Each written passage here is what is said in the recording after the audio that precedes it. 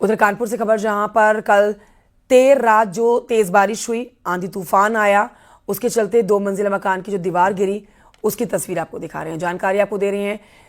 तूफान इतना जबरदस्त था, आंधी इतनी जबरदस्त थी कि जो मकान की दीवारें कच्ची थी वो जमींदोज हो गई। अमित गंजू इस पर और जानकारी देंगे, फोन लाइन पर मौजूद हैं। अमित गंजू, ये भयावह तस्वीरें सामने आई हैं, कच्ची दीवार थी, ये तेज आंधी में गिर गई। अमित,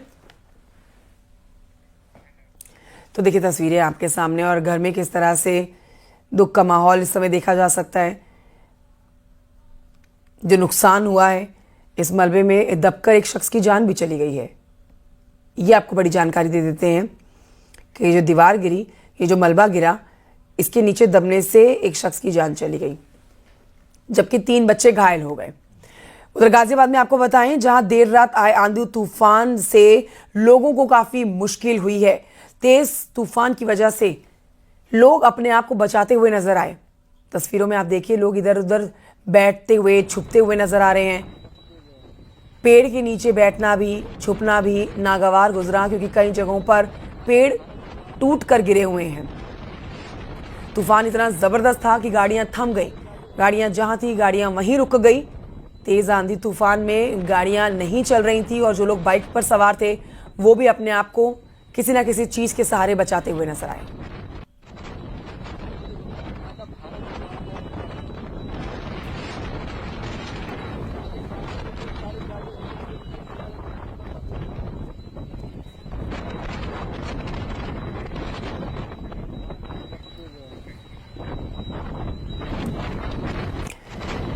बदायूं से हमारे सहयोगी चितरंजन इस समय मौजूद हैं और जानकारी देंगे। बदायूं में तो भारी नुकसान हुआ है चितरंजन, यहां पर एक फैक्ट्री में आंधी तूफान की वजह से आग लग गई और इस आग से काफी नुकसान हुआ है। क्या जानकारी मिल रही है अंदर से? आग पर कितनी देर के बाद काबू पाया गया और क्या वजह आंधी तूफान ही रही आग लगने की? देखिए, आपको बताते हैं कि बदायूं में 2 जगह आग लगी हुई है। ये जो मेंथा फैक्ट्री है जो पीछे आप देख रही हैं, इस पूरी मेंथा फैक्ट्री में आग लगी थी देर रात में।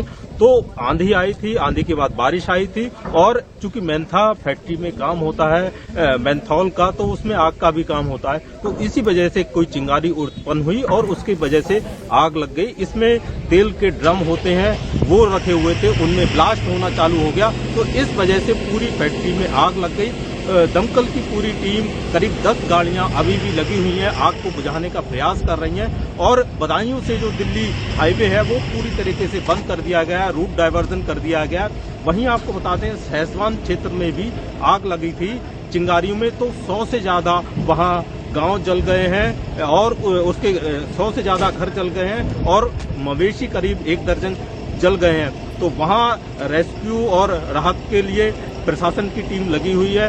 वहां तहसील की टीम मुआवजे के लिए जो गरीब लोग हैं उनके लिए देने के लिए वो राजस्व की टीम लगी हुई है। और ये जो पूरी मेंथा फैक्ट्री है, ये 12 घंटे से ज्यादा समय हो गया है और इसमें अभी भी आग की चिंगारी उठ रही है और दमकल की टीम के जो लोग हैं वो लगे हुए हैं, आग बुझाने का पूरी तरीके से प्रयास कर रहे हैं। चूंकि अंदर नीचे सेल्ट होती है। चितरंजन, गाजियाबाद जाएंगे अब हम, जहां पर से अमित राणा और जानकारी देंगे। अमित राणा, तस्वीरें जो हम गाजियाबाद की दिखा रहे हैं, यहाँ पर जान का नुकसान तो नहीं हुआ लेकिन माल का काफी नुकसान हुआ है। लोग भी अपने आप को आंधी तूफान में काफी बचाते हुए नजर आए। इस समय कैसी स्थिति है वहां पर? नुकसान कितना हुआ है? क्योंकि तूफान जब चला जाता है तो उसके नुकसान का आकलन उसके जाने के बाद ही होता है। देखिए, आपको बता चाहूंगा, लगातार बीते 3 से 4 दिन से लगातार गर्मी भीषण को हल्कान किया हुआ था, लेकिन कल देर रात बहुत तेज आंधी आई, आंधी के साथ साथ बारिश भी आई, जिसके बाद से हालांकि गर्मी से तो राहत मिली है, लेकिन बावजूद उसकी तस्वीरें मैं आपको दिखाना चाहूंगा। फिलहाल हम खड़े हैं गाजियाबाद के कलेक्ट्रेट के बाहर। आप देख सकते हैं ये बड़े बड़े पेड़ यहाँ पर गिरे हुए यहाँ देखने को मिले हैं। इतना ही नहीं, गाजियाबाद में कई ऐसी सोसाइटी रही जहाँ शीशे गेट से वो भी चकनाचूर हो गए। वही तस्वीरें ऐसी ऐसी आई है रात भर जो की देखने के बाद भी कर देती है। लेकिन ये कहना अतिशयोक्ति नहीं होगा कि जिस तरह का तूफान यहाँ आया था, जिस तरह की आंधी आई थी, आंधी की बात से बेशक राहत बेशक मिली है, राहत बेशक मिली है लोग गर्मी से।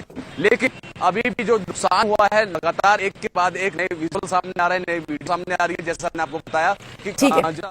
ओके, अमित, शुक्रिया आपका। चितरंजन, आपका भी शुक्रिया, जानकारी हमारे दर्शकों